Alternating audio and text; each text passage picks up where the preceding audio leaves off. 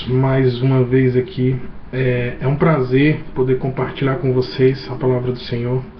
É um prazer muito grande poder ser ferramenta para escoar aqui na terra, aqui na internet, na comunidade cristã Livres, em pequenos grupos, a palavra do Senhor para quem ainda não a conhece de forma aprofundada, né? E hoje eu queria trazer uma palavra bíblica muito boa. Eu acredito que ela não seja apenas um versículo e um livro bíblico. Eu acredito que ela tende por obrigação a ser o estilo de vida não só do novo cristão, mas do cristão antigo, de um pastor, de um missionário, de um simples membro da igreja, mas que de simples não tem nada, porque ambos fazem parte do corpo de Cristo, que é a igreja. O membro tem a sua importância, o pastor tem a sua importância, o missionário tem a sua importância, o evangelista tem a sua importância, e Deus reconhece essa importância ao ponto de dar novos dons a novas pessoas convertidas, para que o ciclo nunca venha a acabar, a encerrar.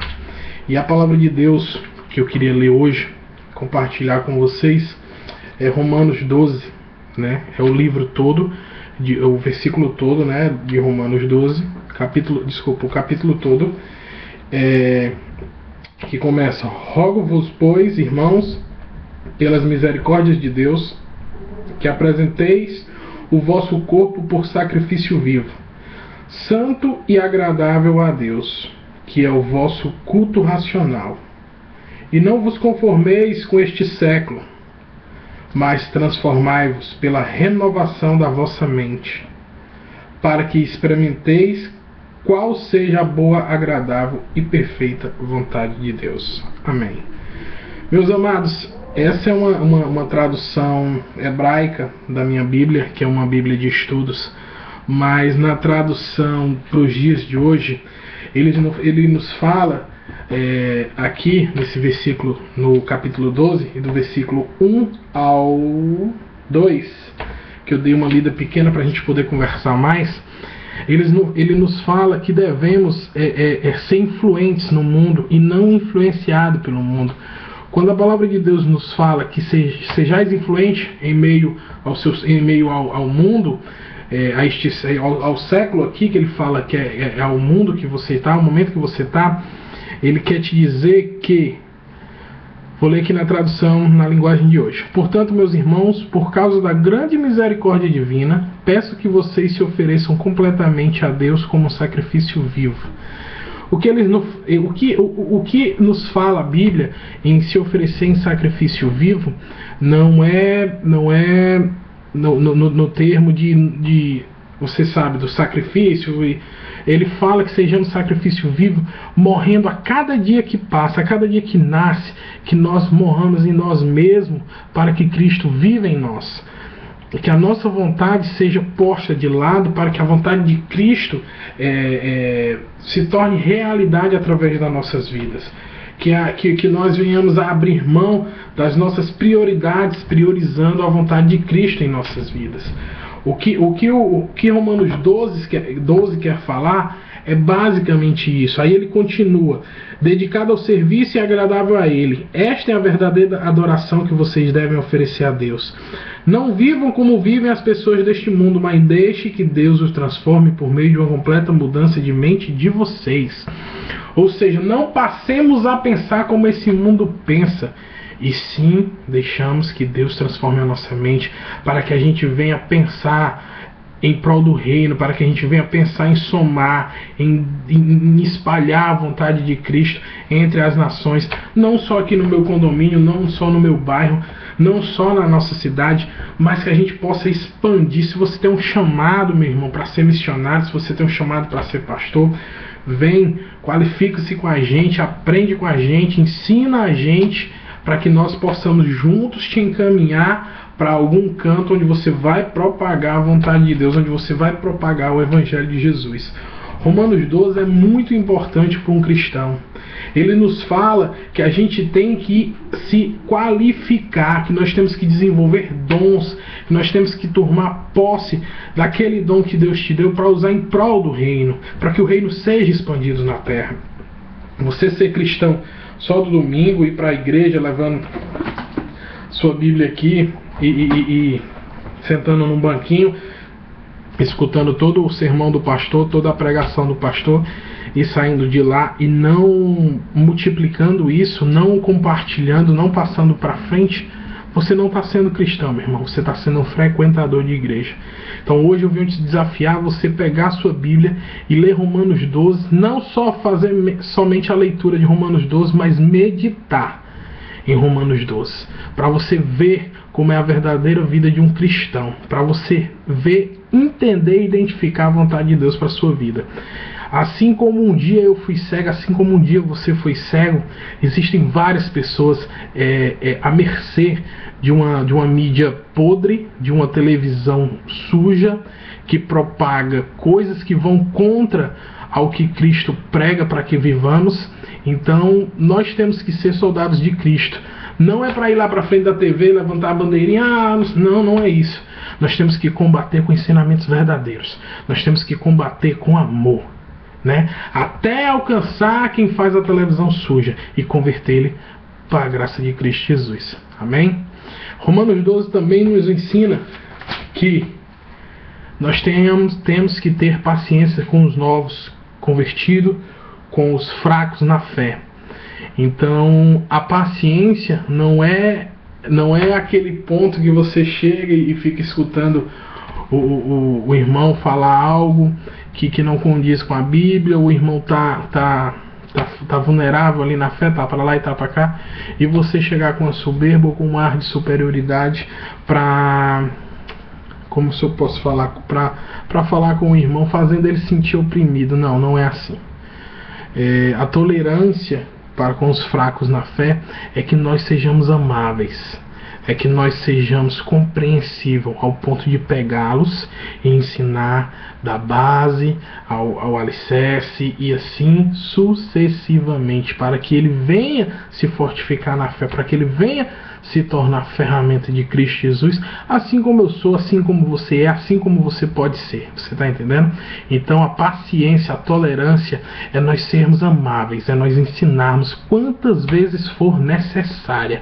Meu irmão, um dia eu fui cego, um dia eu bati, quando eu me reconciliei com Cristo Jesus.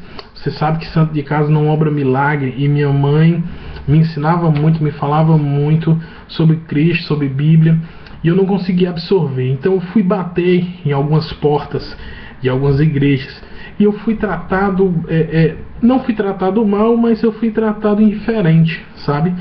Para eles a minha vida era como outra qualquer, era como de outra pessoa que viesse para um domingo, não que seja mais ou menor do que aquela outra vida, mas eles nos tratavam assim, posso dizer assim, tanto a mim como a qualquer outro que fosse bater na porta deles, como irrelevante, como, meu amigo, lê a Bíblia, né? E eu senti muito mesmo, eu fiquei muito incomodado com aquilo. E eu lembro que numa oração eu falei: Pai, eu não acredito que tu queiras filhos assim. Eu não acredito que na tua casa tu queiras pessoas que tratam quem vai pedir socorro, quem vai pedir ajuda assim. Eu nunca vi no hospital a pessoa chegar com a perna quebrada e o cara dizer: tá aí, ó, a atadura, a tala e o band-aid, faz teu curativo e vai-te embora. Não, eu nunca vi.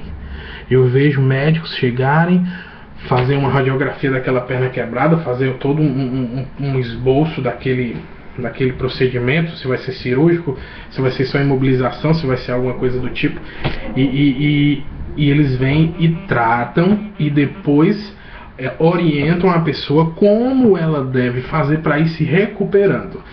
Toma medicamento, não bota o pé no chão, você só tem que ficar deitado, algo desse tipo. Então eu vejo dessa forma, eu acredito que a igreja tem que funcionar dessa forma. Meu irmão, eu cheguei lá totalmente destruído, cheguei lá totalmente decepcionado com o mundo em que eu vivo, totalmente decepcionado com as pessoas que me cercavam. E eu não tive amparo algum. E não foi só em uma igreja, foram em várias. Eu bati em várias portas. E os líderes nunca estavam. Os líderes estavam ocupados, os líderes estavam viajando, os líderes... E eu voltava. E para marcar uma reunião com aquele líder, ó, era muito, muito, muito difícil. E isso veio, eu vim falando, Senhor, como é que pode? São igrejas grandes, são igrejas relevantes na sociedade, mas que são lideradas por pessoas que não estão nem aí para o amor que o Senhor prega. São pessoas que mesmo quando eu encontrei, eu falei com algum dos líderes, não, porque eu não sabia, mas eu vou lhe indicar fulano de tal, e fulano de tal vai falar com você, e o fulano de tal vinha falar comigo, e, sabe? Por isso que eu acredito num evangelho diferente. Eu acredito num evangelho que você tem que cuidar das pessoas. Eu acredito no evangelho que você tem que amparar aquela pessoa que chega batendo na porta da igreja muito machucada, muito sofrida, e você tem que tratá-la, cuidá-la, ensiná-la. E primeiramente você cura, você vai lá e toma conta de todos os ferimentos dela. Você vai tratar da melhor forma possível. Às vezes é um adultério, às vezes é um uso de droga, às vezes é um marido que não se converte, às vezes é a esposa que está adulterando. Ou seja, são vários fatores. Então, para cada fator, você tem essa Bíblia aqui como guia. A igreja tem essa Bíblia como guia. E cada detalhezinho desse, cada fragmento que um ato desse, que um adultério, que um filho nas drogas, cada fragmento solto, a Bíblia tem uma resposta para esse tipo de tratamento.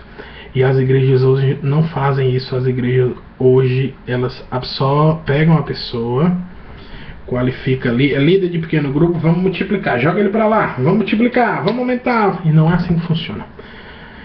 A Livres, ela acredita muito no tratamento espiritual, na cura espiritual, para depois formarmos líderes, né? Nós não capacitamos líderes que estão doentes de espírito, que estão com feridas espirituais. Depois que são tratados, depois que são restaurados em Cristo Jesus, através do nosso ministério, é que nós começamos a capacitá-los para que ele se torne um líder, para que ele venha propagar o evangelho junto a um pequeno grupo, junto a uma missão, junto a uma obra social num bairro. Independente do que seja, é que nós fazemos nós fazemos isso. Independente de para qual cargo ele venha ocupar, se é só um membro, antes dele começar a participar, antes dele começar a ter alguma atividade dentro da Livres, ele tem que ser tratado espiritualmente, qualquer pessoa. E se ela chega de outra igreja, migrando de outra igreja, tem uma conversa, ele não entra solto na igreja, ele não entra de qualquer forma dentro da Livres, ele tem que ser tratado. Nós acreditamos muito nessa ideologia de que o espírito tem que estar tratado, para que o corpo, a transformação começa de dentro para fora. Você trata o espírito para que o corpo resplandeça a glória do Senhor Jesus. Não tem como você tratar o corpo para depois tratar o espírito. Não existe essa mágica, né? E a palavra que eu trago para vocês, o desafio que eu trago para você hoje é: leia Romanos 12, medite na palavra de Romanos 12, proclame o Evangelho de Jesus aonde quer que você esteja, no seu trabalho, no seu condomínio, na sua vizinhança, se você mora em casa solta, onde quer que você esteja, meu irmão, seja ferramenta de conversão, seja ferramenta de proclamação do Evangelho de Jesus. Amém? Que Deus nos abençoe sempre. Espero ver você em um pequeno grupo da Livres, tanto aqui em Aracaju como em outro município que nós vamos estar atuando. Nesse ano de 2016 nós vamos focar muito em Aracaju, né, o Sergipe em si, para que o Evangelho seja proclamado aí de uma forma bem contundente, de uma forma bem intensiva. E posterior a 2016 nós vamos vir com a expansão em 2017 ou 2018, a gente ainda não decidiu, para que o reino seja expandido, né, para outros estados, para outras capitais do nosso Brasil. Amém? Espero contar com você, com as suas orações, espero contar com a sua intercessão, contar com a sua colaboração na expansão desse reino. Amém? Deus te abençoe hoje e sempre, meu amado.